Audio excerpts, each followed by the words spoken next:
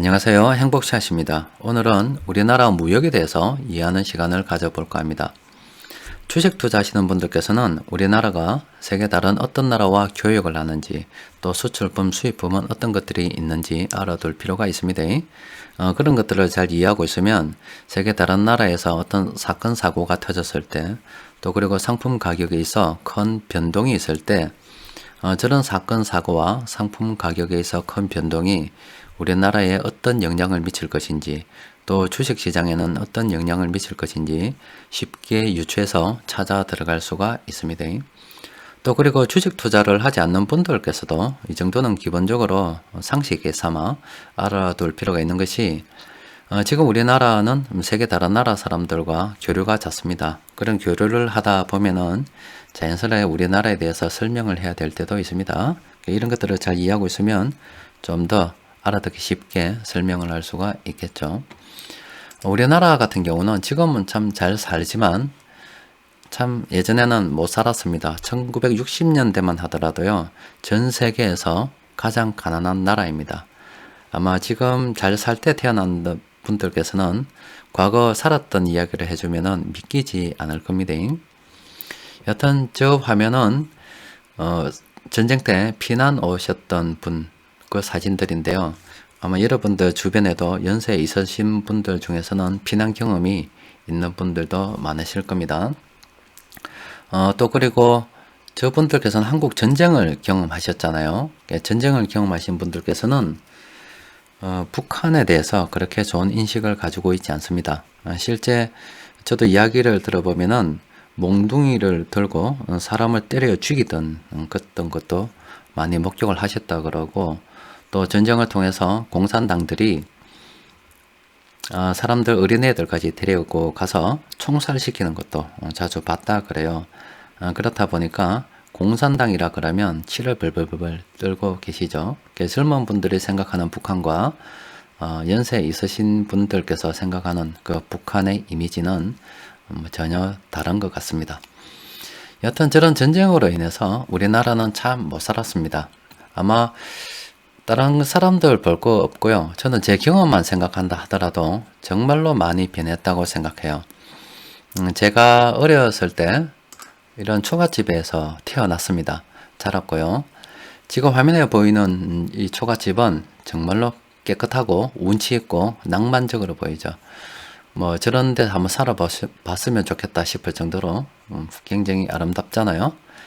그런데 제가 기억하는 초가집은 저렇지 않습니다. 그래서 네이버에서 좀 찾아보니까 마침 제가 살았던 초가집과 비슷한 구조의 초가집이 있더라고요. 아마 여러분들께서도 어렸을 때 초가집에 살아보셨다면 이런 집에 아마 사셨을 겁니다. 여기 큰 방이고요. 여기 작은 방입니다. 그리고 여기 부엌입니다. 정지라고 해서 부엌인데, 아마 꼭 이런 것 같아요. 꼭 요 집은 우리 집 비슷하게 생겼습니다. 요 집에서, 요 방에서 저희 아버지, 저희 어머니, 그리고 저 여동생, 막내 동생 이렇게 5명이 자랐고, 살았고, 잤고, 또 실제 여기서 다 태어났어요. 그리고 할아버지, 할머니께서 이 방에 주무셨죠. 그리고 이제 밥을 할 때는 이 정지에 들어가서 나무 떼서 실제 밥을 했고, 그렇게 자랐습니다. 아마 제가 40대 중반인데 저하고 비슷한 분들 중에서 도시에서 태어난 분들께서는 전혀 이해를 못할 수가 있습니다. 하지만 한 60대, 70대 되신 분들 중에서 시골에서 자라서 지금 도시에 사는 분들께서는 저 사진 보면은 아마 익숙할 겁니다. 이런 집에서 태어나가지고요, 우리나라 경제 개발이 되는 것을 저는 한눈 한눈 눈으로 다 목격을 했죠. 실제 이런 초가집의 영는 모습도 많이 봤고요.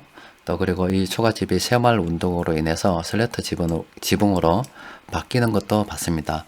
그리고 라디오가 처음에 보급이 돼 가지고요, 정부에서 나눠줬거든요. 보급이 돼서 집에 가지고 온 것도 기억이 나고, 또 흑백 TV를 아버지께서 사오시던 그 모습도 기억이 납니다. 그렇게 또 사람들이 점점 잘 살기 위해서 우리도 한번 잘 살아보자고 하면서 모여서 마을 길도 넓히고 부여가시던 모습도 생각이 많이 나죠. 그렇게 우리나라가 한 땀 한 땀 이렇게 발전해 가지고요, 지금 서울 야경도 한번 인터넷에 찾아보니까 있더라고요. 자, 이만큼 이만큼 성장했습니다. 얼마나 기적 같은 일입니까? 저런 초가집에서 살다가 이런 좋은 곳에서 사는 것, 그 자체가 기적이 아니겠어요? 저도 뭐 부모 도움 없이 저런 초가집에서 살다가 지금 집을 6채 가지고 있고 사람들한테 임대도 주고 또 투자를 하면서 이 산다는 자체가 지난 세월을 하나씩 쭉 되돌아보면은 정말 기적 같다라는 그런 생각이 듭니다. 어릴 때 제가 뭐 가진 가장 큰 소원이 있었다면은 바로 이런 흰 고무신을 신는 겁니다.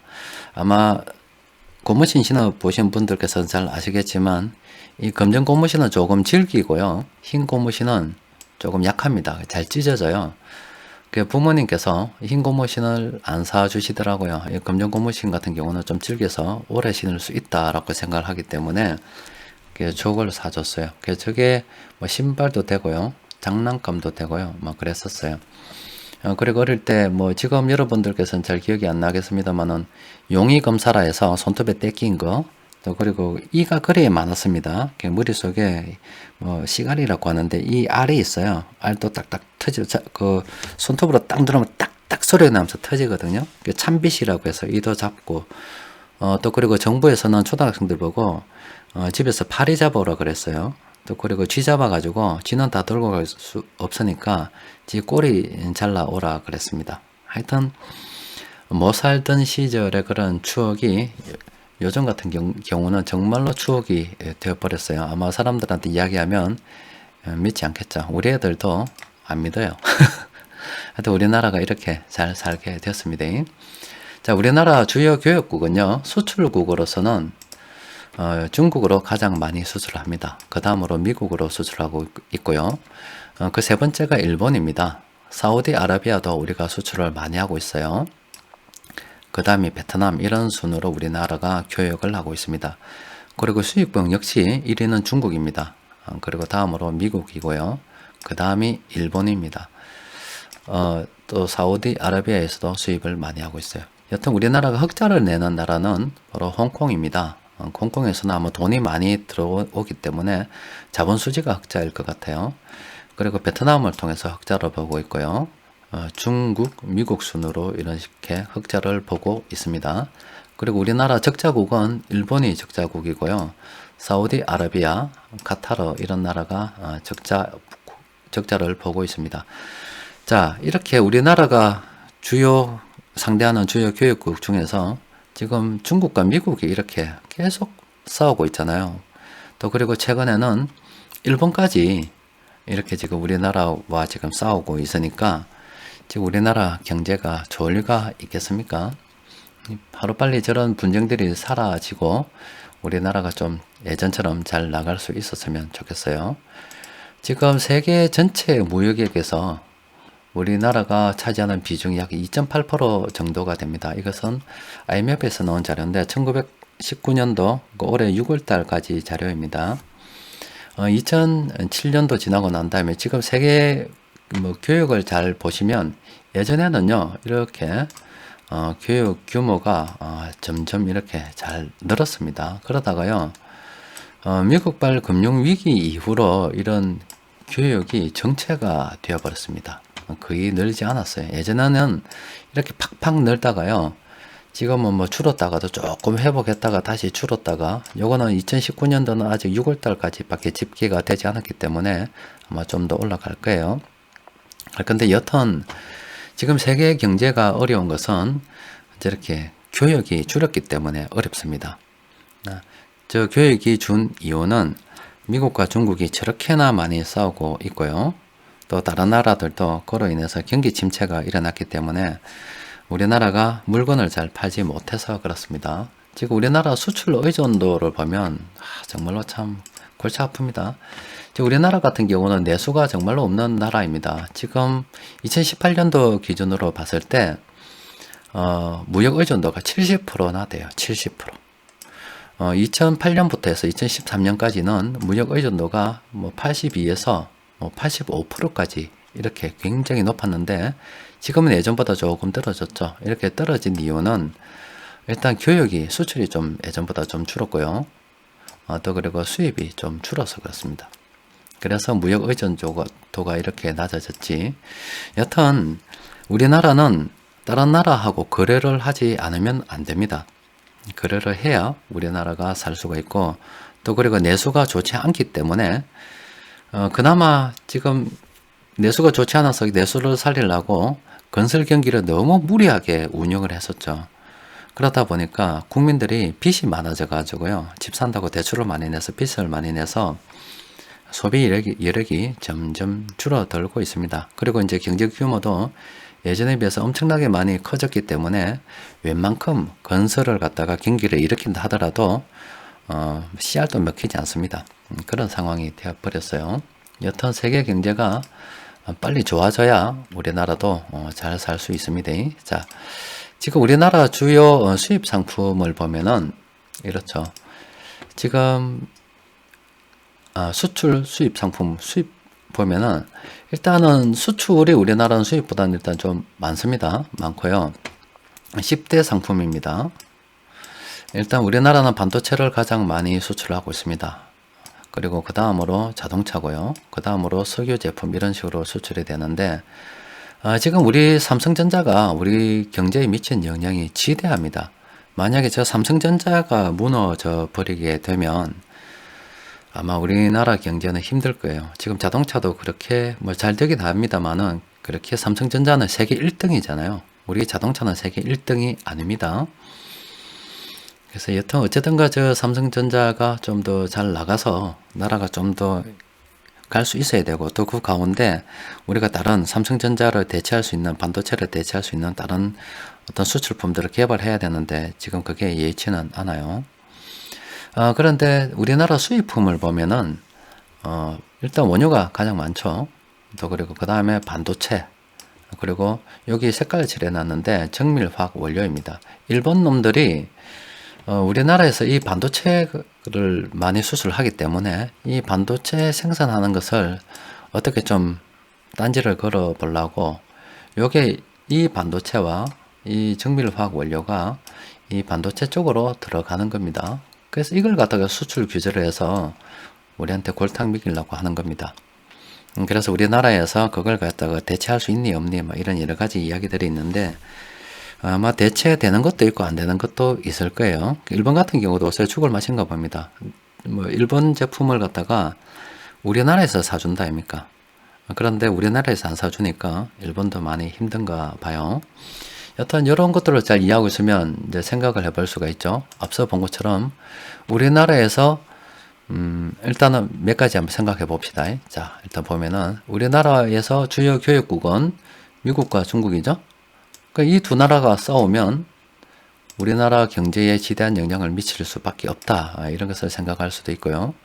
또 일본도 만만치 않습니다. 일본이 3위가 되기 때문에 일본에서 우리나라한테 시비 걸면 우리나라 좋지 않습니다. 그리고 사우디아라비아에서 어떤 일이 생기면 당연히 우리나라 좋지 않아요. 또 그리고 지금 베트남하고 거래가 점점 늘어나고 있는데 다행스럽게도 지난번 올여름에 베트남 가서 알아보니까 베트남 사람들은 희한하더라고. 우리나라 같은 경우는 대통령 누군지 모르는 사람이 없죠. 베트남 국민들은 자기 나라 대통령이 뭐 주석이라고 하네요. 그 나라는 공산당이라서 누가 대표인지 모르는 사람들이 많더라고요. 선거에 관심이 없는가 봐요. 어쨌든 저 베트남에서 또 뭐 정치적인 불안이 생기면 우리나라도 피해가 올 수밖에 없습니다. 여튼 여기에 주요 거론되는 요 나라들 있죠. 이 나라들이 어떤 어려움에 처하거나 사건 사고에 휘말리게 되면 우리나라에 영향을 받는다는 것은 여러분들께서 알 필요가 있습니다. 또 그리고 우리나라가 이렇게 경제가 어려운 것은 지금 세계 무역 규모가, 교역 규모가 예전에 비해서 상당히 줄어 있다. 그래서 어렵다. 이 원인은 미국과 중국이 싸워서 그렇고 또 그로 인해서 세계 다른 나라 경기 침체가 와서 그렇다. 이렇게 생각해 볼 수도 있고요. 또 우리나라 무역 의존도는 상당히 큽니다. 그래서 무조건 미국이나 중국이나 다른 나라들이 잘 되어야 되고 우리는 물건을 많이 팔 수 있어야 돼요. 내수가 없기 때문에 우리는 북한하고 관계가 개선이 되어야 됩니다. 그래야 우리나라가 살 수가 있는 거예요. 짐 로저스 같은 경우도 지금은 삐걱삐걱하지만 결국에는 북한하고 좋아지지 않겠나 이렇게 생각하기 때문에 일본은 지는 나라고 한국은 떠는 나라이다. 전재산 많이 돈이 있다면 전 재산을 우리 한국에 투자하고 싶다 이렇게 이야기를 하고 있는 겁니다. 또 그리고 우리 주요 수출품이 이 반도체가 굉장히 크기 때문에 삼성전자가 휘청거리면 우리나라가 휘청거릴 수가 있습니다. 또 그리고 일본이 이 반도체가 우리나라에서 큰 비중을 차지한다는 것을 알고 이런 반도체 관련 제조에 쓰이는 여러 가지 제품들을 수출 규제함으로써 시비를 걸고 있는 겁니다. 그러니까 이런 것들을 잘 이해하면은 국제 정세를 이해하는 데 큰 도움이 될 수가 있겠죠. 그러면 우리가 앞으로 주식 투자를 하면서 관심을 가져야 되는 부분은 어떤 부분이냐 보면은 당연히 미중 무역 전쟁이 어떻게 해결되는가를 우리는 관심을 가져봐야 됩니다. 또 그리고 미국과 EU 분쟁도 우리가 봐야 돼요. 왜냐하면 이 EU 같은 경우는 중국하고 거래가 상당히 많습니다. 또 물론 미국도 중국하고 거래가 많죠. EU 같은 경우는 세계 다른 나라에 비해서 우리는 그렇게 거래 규모가 크지 않은 나라이지만 여튼 저쪽에서 돈이 우리 한국으로 투자가 돼요. 돈이 투자가 돼 가지고 한국 주식시장에 들어오기 때문에 관심을 가지고 봐야 됩니다. 또 그리고 일본과 관계 개선이 어떻게 되는지 봐야 돼요. 또 그리고 좀 이건 우리 국내 상황인데요. 좀 멀리 보면 북한하고 경협이 어떻게 돼가고 관계가 어떻게 돼가는지도 잘 봐야 됩니다. 또 하나 남은 것은 자동화 관련해서 문제인데 제가 예전에 카페에서 한번 정리를 해 드렸습니다. 지금 우리나라 같은 경우는 자동화가 사실 상당히 많이 진행된 나라입니다. 거의 세계 1위에 가까워요.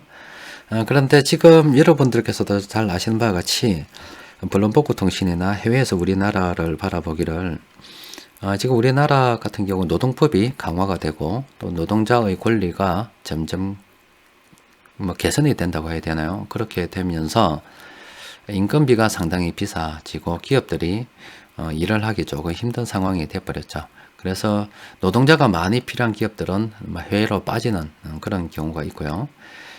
여튼 지금 기업에서는 그 문제를 해결하기 위해서 노동자를 쓰는데 사람을 쓰는데 인건비가 많이 들다 보니 자동화 쪽으로 나가겠죠.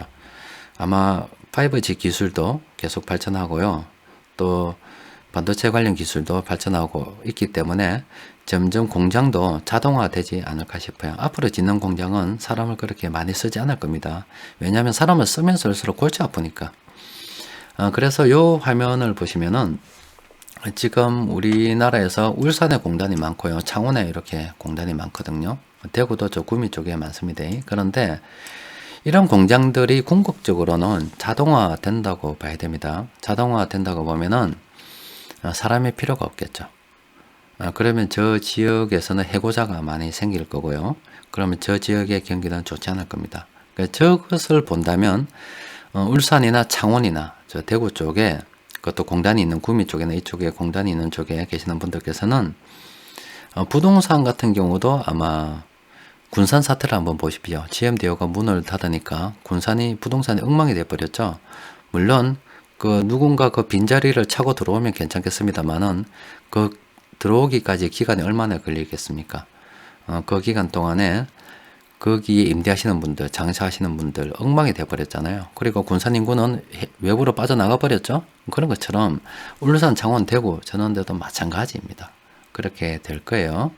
그래서 저쪽으로 부동산은 투자하고 계신 분들께서는 다른 쪽으로 한번 팔고 다른 지역으로 한번 이동하는 것도 생각해 보시는 것이 좋고, 장사하시는 분들께서도 멀리 보고 한번 대비를 해볼 필요가 있어요. 지금 잘 된다 하더라도 멀리 보고 다른 지역으로 한번 생각해 볼 필요도 있고요. 또 저기에서 일을 하고 계신 분들도 내가 지금 있는 동안에 자동화가 될 것인가 안 될 것인가 이런 것도 한번 생각을 해 보셔야 돼요. 그럼 결국에 저 인력들이 어디로 가느냐? 지금 우리나라 같은 경우는 노인 인구가 많아질 거 아닙니까? 그러면 당연히 의료 서비스업 쪽으로 인구가 노동 인구가 늘어날 수밖에 없습니다. 또 그런 산업이 발전할 수밖에 없고요.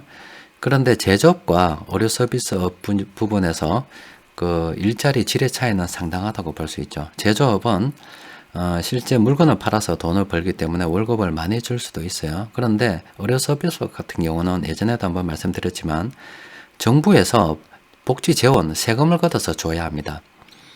또 그리고 건강의료보험을 통해서 지급이 되어야 돼요. 그렇다 보니까 정부에서 단속이 심하죠. 왜냐하면 그걸 넉넉하게 줘버리면 또 세금을 더 걷어야 되니까 안 되잖아요. 그렇다 보니까 일자리가 박봉에 시달릴 가능성이 커요. 앞으로 우리나라 그 근로자들이 많이 생기긴 하겠지만 일자리 환경은 예전에 비해서 좋지 않아질 것으로 일단 저는 생각을 하고 있어요. 그러면 생각을 해보면 이 사회의 변화에 대해서 생각을 해보면 뭐 울산이나 창원 같은 경우는 상당히 앞으로 부동산 투자도 위험하다고 볼 수가 있고요. 또 저런 지역에 자영업하는 경우도 위험하다 볼 수 있고, 그럼 저 지역에서 누가 살아남느냐? 공장이 자동화되니까 기업은 잘 될 수가 있어요. 기업은. 그래서 뭐 투자로 친다면 앞으로 노동자들이 노동자들을 많이 고용하지 않고 자동화해서 컴퓨터가 그 일자리를 대체하기 때문에 기업 수익성은 늘어날 것이다 보고 주식 투자는 상당히 희망이 있다고 보고요. 또 나라 전체적으로 보면 일단은 서비스업 일자리가 많이 늘어나게 되면 일자리 질은 예전만 못하다. 그래서 앞으로 우리 젊은 친구들 아마 의료 서비스업 쪽으로 지원도 많이 할 거예요.